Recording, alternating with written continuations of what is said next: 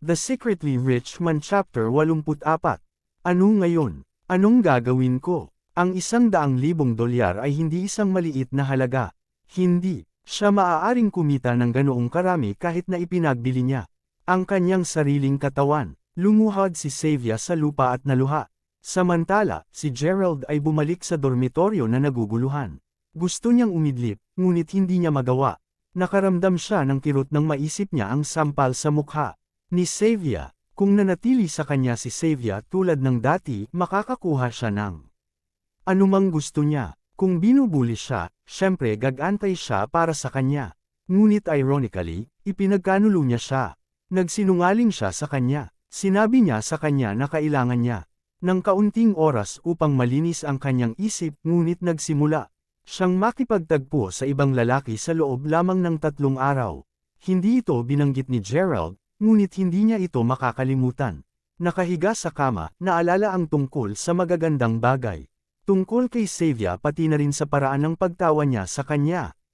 Kalahating oras ang lumipas nang hindi niya napapansin. Biglang tumunog ulit ang phone ni Gerald. Galing kay Mila. Nasaan ka, Gerald? Dali ka na sa bahay ko.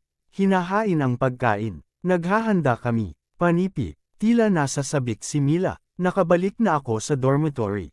Ano ito? Panipi. Halos mahulaan ni Gerald ang nangyari, ngunit nagkunwari siyang hindi alam ang tungkol dito. Kaya, nadaig natin ang krisis.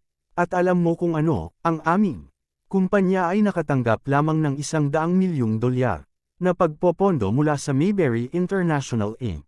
Dali-dali dito, tayo ay magsaya. Panipi. Tila tuwang-tuwa si Mila. Natuwa rin si Gerald at medyo nagulat din. Si Brother Zack ay mabilis at mahusay sa paghawak ng bagay na ito. Gayunpaman, ang hindi inaasahan ni Gerald ay talagang namuhunan siya ng $100,000,000 sa kanyang kumpanya. Iyon ay isang buong maraming pera. Bago ang insidente sa dormitoryo, masaya sana si Gerald na pumunta sa bahay ni Mila upang magsaya simula ng imbitahan siya ni Mila. Ngunit matapos makita kung ano ang nangyari kay Xavier, pakiramdam niya ay nalulungkot siya. Papasa lang ako. Nakatutuwa kayong lahat. Medyo pagod na ang pakiramdam ko ngayon. Gusto kong makatulog. Panipi.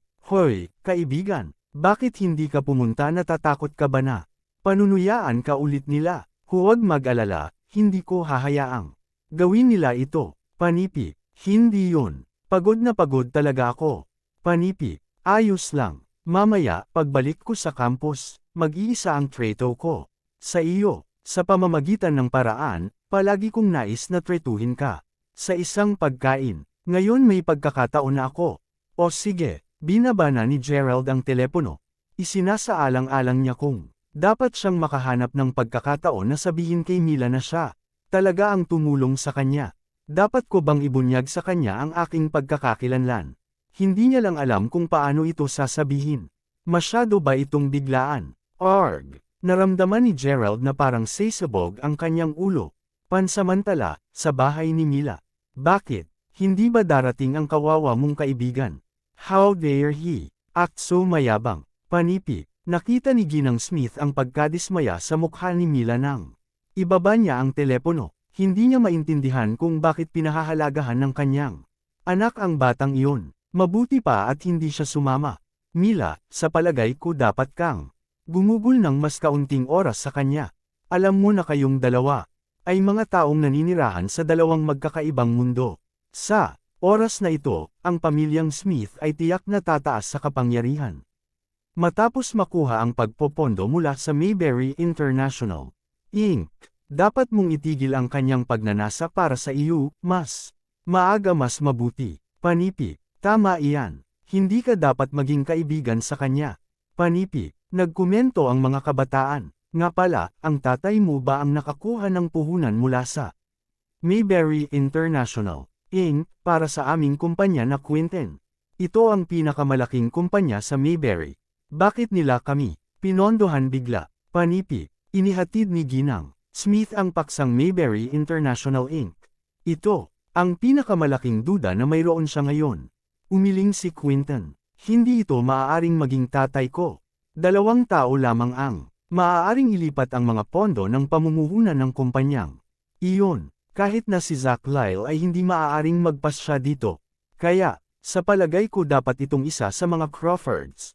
Dahil wala si Miss Crawford sa bansa, hinuhulaan ko na ang taong namuhunan sa iyong kumpanya ay dapat na batang G. Crawford. Panipi. Ang batang si G. Crawford. Hindi ko pa naririnig tungkol sa kanya. Dati. Panipi. Ang lahat ng mga naruroon ay natahimik. Alam nila na si Zach Lyle ay may katawa-tawa na mayaman sa Mayberry. Ngayong alam nila na mayroon siyang dalawang malaking boss at ang isa sa kanila ay ang batang si G. Crawford. Hindi ba nangangahulugan na ang Mayberry Commercial Street ay kanya? Kung gayon, gaano siya yaman? Inilarawan siya ni Quinton ng may paggalang. Ang batang si G. Crawford ay isang misteryosong tao, at walang maiisip kung gaano yaman ang pamilya. Ngayon na siya ay dumating sa Mayberry, tiyak nagugustuhin niyang ipakita ang kanyang mga kasanayan. Sa makatuwid, taya ko ang iyong kumpanya ay dapat na nakakuha ng pagkakataon sa tamang panahon, Mrs. Smith. Panipi. Sa palagay ko mayroon tayo. Tumango si Ginang Smith. Nararamdamang natutuwa at nagulat. Ang mga batang babae, kasama na si Whitney, ay hindi na nakaupo pa rin. Quinton, mangyaring sabihin sa amin ang higit pa tungkol sa batang si G. Crawford. Hindi mo ba sinabi na ang buong Mayberry Commercial Street ay kanya? Holy she asterisk T. Panipi. Tumawa si Quinton. Ano ang sinabi mo? Mayberry Commercial Street. Hayaan mong sabihin ko ito sa iyo. Narinig ko ito mula sa aking ama. Ang Mayberry Commercial Street, na literal na isang cash printing machine, ay wala sa kanilang paningin. Fragment lang ito. Panipi. Ano? Ang lihim na mayamang tao, Kabanata 85. Ito ay isang napakalaking kalye at gayunpaman, wala ito sa paningin ng batang si G. Crawford. Gaano kabisa ang pamilyang Crawford na ito? Si Whitney at ang natitirang mga batang babae ay nahulog kay G. Crawford kaagad. Kung paano nila ninanais na maging kasintahan. Pa, hindi mo ba pinalalaki ito? Kung ito ay isang maimpluwensyang pamilya, dapat na nakita natin ito sa internet. Duda ito ng mga batang babae. Tumawa si Quinton. Ang mga nakikita mo sa online ay hindi ang pinakamakapangyarihang mga pag-isipan mo. Anong uri ng pagkakaroon ng isang kumpanya kapag ang lahat ng malalaking kumpanya na alam mo sa online ay sinusuportahan nito? Marami sa malalaking industriya ang sinusuportahan ng isang napakalakas na kumpanya, at ang mga nasabing kumpanya ay pinamamahalaan ng mga pamilya na hindi natin karaniwang naririnig ang kanilang mga pangalan. Panipi. Makatuwiran. Kumbinsido na ang mga batang babae. Tumunog. Tumunog ang telepono. Kinuha ni Ginang Smith ang telepono. Nabigla siya nang makita niya kung saan nanggaling ang tawag. Ito ay mula sa Bureau of Commerce. Nag-alala si Helen. Aagawin ba nila ang kanilang mga assets? Totoo na halos malugi ang kanilang kumpanya, ngunit inihayag lamang ng Mayberry International Inc. ang kanilang pamumuhunan sa kanilang kumpanya. Alam ng lahat na ang bangko ay hindi magpapakita ng anumang awa sa mga kumpanya na may utang sa kanila ng pera. Sa sandaling hindi mabayaran ng kumpanya ang utang, ipaalam kaagad ng bangko sa Bureau. Alam nilang lahat na malinaw kung paano ito gumana. Huminto ang lahat sa pagsasalita at matiyagang naghintay. Salamat, G. Harrison. Oo. Salamat sa iyong pag-uudyok at suporta. Okay, column. Panipi. Naguluhan ang lahat nang makita si Helen na magsalita sa isang nasasabik na pamamaraan. Ginoo Harrison. Nagulat ang tatay ni Mila. Ang kanilang kumpanya ay itinuturing na isang maliit na kumpanya. Kaya, palagi silang takot na takot sa awtoridad. Nakita ang reaksyon ni Ginang Smith, alam niyang hindi ito masamang balita. Oo, at ikinwento niya ang kanilang pag-uusap. Dapat lahat ay salamat sa batang G.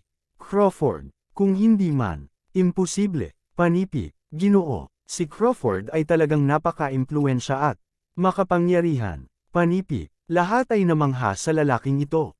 Ang insidente ay nagdulot ng pag-usisa sa marami sa kanila. Sino ang misteryosong si G. Crawford? Sa mga sumunod na araw, walang ginawa si Gerald na nakakaakit ng pansin sa kanyang sarili. Bukod dito, ginugol niya ang lahat ng pera. sa card na ipinadala sa kanya ng kanyang kapatid na may kargang 20 milyong dolyar. Mayroong halos 1 milyong dolyar o mahigit na natitira sa card, kaya binili niya ang kanyang sarili ng ilang mga branded outfits pati na rin ang ilang mga aksesorya tulad ng mga relo at bagay. Tinawagan ni Xavier si Gerald minsan upang mangutang ng pera, ngunit tumanggi siyang ipahiram ito sa kanya. Hindi siya naging malupit, gusto lang niyang malaman niya ang leksyon nito. Ang walang kabuluhang paghahanap ng pera ay walang silbi. Minsan, kapag naisip mong malapit na itong magkaroon, talagang nawawala ka sa iyo. Inaasahan niya talaga na hindi matuloy ang pamumuhay ni Xavier ng ganito, kung hindi man, mawawala sa kanya ang kanyang sarili balang araw. Matapos tumanggi na tulungan siya ni Gerald, ilang araw na niyang hindi ito naririnig, kaya nakatuon siya sa paghahanda para sa kanyang pangatlong pagsubok sa pagmamaneho. Ano ang ginagawa mo, bro? Sabado noon, si Gerald ay nagbabasa ng isang libro, nakahiga sa kama, habang si Harper at ang iba pa ay lumabas upang magsaya. Tulad ng nararamdamang inip niya, tinawag siya ng kanyang kapatid na si Jessica. Nagbabasa ako ng libro. Ano ito? Panipi. Sa palagay ay walang magawa si Gerald sa pakikitungo sa kanyang nangingibabaw na kapatid. Sumakit ang ulo niya nang marinig ang boses nito. Naalala pa niya ang isang beses na siya ay binugbog nito dahil lamang sa nais niyang bumili ng isang sorbetes. Sila ay naging mahirap pa rin sa oras na iyon. Ang lihim na mayamang tao, Kabanata 86. Siya ay medyo naiinis sa kanyang pagiging inosente noon. Ngayong natapos na ang kanyang kakaibang pagiging magulang at gumastos siya ng napakaraming pera, pinagagalitan pa rin siya ng kanyang kapatid. Naramdaman ni Gerald na medyo dramatiko ang kanyang buhay. Halos parang panaginip ito. Hoy, nasuri ko na ang mga transaksyon ng iyong card. Ginugol mo ang lahat ng pera. Haha, mahusay na trabaho. Narinig ko mula kay Zack na marami kang napagbuti. Natutunan mo ring gamitin ang aming mga pondo ng kumpanya upang mamuhunan sa isang maliit na kumpanya. Gumawa ako ng isang background check sa kumpanyang iyong tinulungan. Na-inlove ka ba sa batang babae? Ginagawa mo ba akong hipag? Mapaglarong tanong ni Jessica. Totoo na si Gerald ay nakikipag-ugnay kay Mila sa nakalipas na ilang araw at talagang nagkakaroon sila ng pagmamahal sa bawat isa. Kinuwentuhan siya ni Mila tungkol sa halos lahat ng bagay, at napakasaya niya na makipag-chat sa kanya ng anuman. Gayunpaman, kung mas malapit sila, mas nag-aatubili si Gerald na gawin ang unang hakbang sa paghabol sa kanya. Hindi niya inaasahan na malaman ito ng kanyang kapatid. Hindi ako mapait na sinabi ni Gerald. Sige, titigil na ako sa pang-aasar kita. Nais ko lamang sabihin sa iyo na dahil nagsimula ka ng mamuhunan, naalala mo sa akin ang aking plano na magtayo ng ilang mga paaralan o mga shopping complex sa Mayberry. Bakit hindi mo subukang gawin ito para sa akin? Binigyan siya ni Jessica ng isang hindi mapagpatawad na hamon. Ano? Ngunit sister, wala akong alam tungkol sa pamumuhunan. Panipi, kaya nga gusto kung matuto ka, magiging maayos ang lahat. Bumubuo ang Zack ng isang pambihirang koponan upang matulungan kang gawin ito. Maaari mong kunin ang pagkakataong ito upang malaman kung paano magagamit ang mga assets. Kung hindi ka makapasa sa huling pagsubok sa hinaharap, hindi si Papa ay. Ano ang pagsubok? Panipi, may naramdaman si Gerald na kakaiba sa sinabi ng kanyang ate. Mula noong araw na pinadalhan siya ng kanyang kapatid ng pera, kakaibang kumilos ito. Pinilit niya siyang gumastos ng hindi bababa sa 200,000 dolyar sa bawat pagkakataon, at pagkatapos, sinabi niya sa kanya na gugulin ang buong 20 milyong dolyar. Mukhang hindi niya ito ginawa dahil lamang sa maraming pera sila. Tila mayroon siyang motibo sa likod nito. Sa paghusga sa sinabi niya ngayon, dapat nahulaan niya ito ng tama. Wala iyon. Hindi ito isang bagay na dapat mong malaman, at huwag hilingin ngayon. Gawin mo na lang ang sinabi ko. Simula ngayon, itoon ang iyong puhunan. Maaari kang mamuhunan sa anumang industriya na sa palagay mo ay makakakuha ng kita, negosyo man ito, edukasyon, aliwan, o ano paman. Maaari kang mamuhunan sa pangalan ng Mayberry International Inc., at bibigyan kanila ng mga pondo, panipi. Matapos mapaalalahanan siya ni Jessica na magsimula sa lalong madaling panahon, binaba niya ang telepono. Napakamot ng ulo si Gerald. Wala siyang alam tungkol sa lahat ng mga bagay na ito. Kaagad, tumunog muli ang telepono. Si Zack yun. Tumawag lang siya sa tamang oras. Busy ka ba, G. Crawford? Kung hindi ka, maaari kang pumunta sa Manor ng kaunti. G. Harrison mula sa Bureau of Commerce. G. Armstrong mula sa Bureau of Education, kasama ang maraming maimpluwensyang tao sa lungsod na nais makipagtagpo sa iyo. Panipi, wala akong masyadong ginagawa. Okay, pupunta ako ngayon. Panipi, tumanggi si Gerald na magpadala ng kotse kay Zack para sunduin siya at sumakay na lang ng taxi. Palaging umaasa si Gerald na makipagtagpo sa maraming tao at magtayo ng isang malakas na network. Makakatulong ito sa kanya na mapagbuti ang kanyang sarili. Habang nakaupo siya sa sasakyan, naisip siya ni Gerald na kumuha ng lisensya sa pagmamaneho. Kapag nakuha na niya ang kanyang lisensya sa pagmamaneho, makakadala na siya ng sarili niyang kotse. Inaasahan niya ang pagdating ng araw na iyon. Hindi nagtagal, nakarating siya sa manor sa Wayfair Mountain.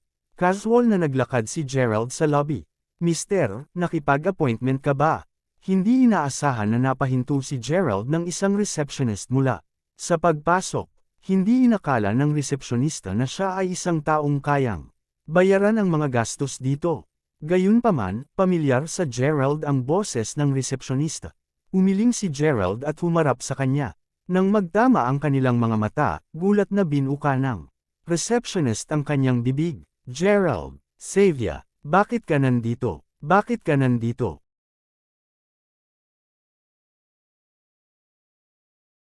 Hanggang dito na lang ang ating kwento. Huwag kalimutan mag-like, share and follow for more story ng Ang Lihim na Mayaman.